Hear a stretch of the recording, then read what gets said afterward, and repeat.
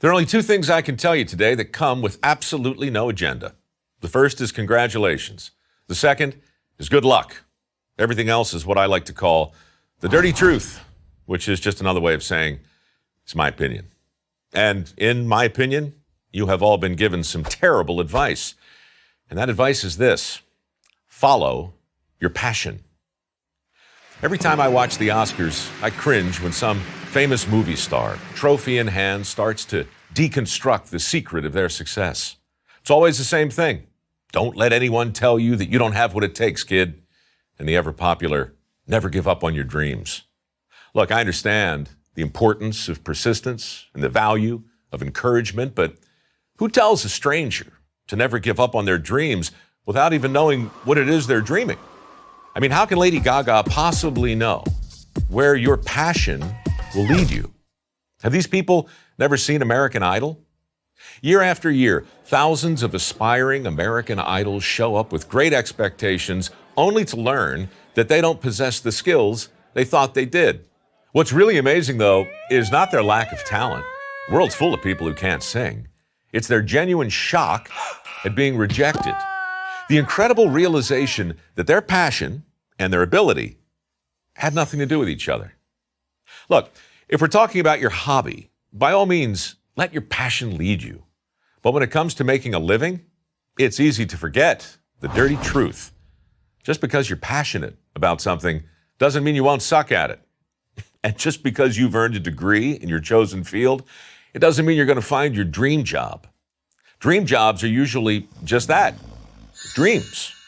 But their imaginary existence just might keep you from exploring careers that offer a legitimate chance to perform meaningful work and develop a genuine passion for the job you already have. Because here's another dirty truth: your happiness on the job has very little to do with the work itself. On Dirty Jobs, I remember a very successful septic tank cleaner, a multimillionaire who told me the secret to his success. I looked around to see where everyone else was headed, he said, and then I went the opposite way. Then I got good at my work. Then I began to prosper, and then one day I realized I was passionate about other people's crap. I've heard that same basic story from welders, plumbers, carpenters, electricians, HVAC professionals, hundreds of other skilled tradesmen who followed opportunity, not passion, and prospered as a result. Consider the reality of the current job market. Right now, millions of people with degrees and diplomas are out there competing for a relatively narrow set of opportunities that polite society calls good careers. Now, meanwhile, employers are struggling to fill nearly 5.8 million jobs that nobody's trained to do. This is the skills gap. It's real, and its cause is actually very simple. When people follow their passion, they miss out on all kinds of opportunities they didn't even know existed. When I was 16, I wanted to follow in my grandfather's footsteps. He was a skilled tradesman, could build a house without a blueprint. That was my passion, and I followed it for years. I took all the shop classes at school. I did all I could to absorb the knowledge and skill that came so easily to my granddad. Unfortunately, the handy gene is recessive. It skipped right over me, and I struggled mightily to overcome my deficiencies, but I couldn't. I was one of those contestants on American Idol who believed his passion was enough to ensure his success. One day, I brought home a sconce I had made in wood shop. Looked like a paramecium.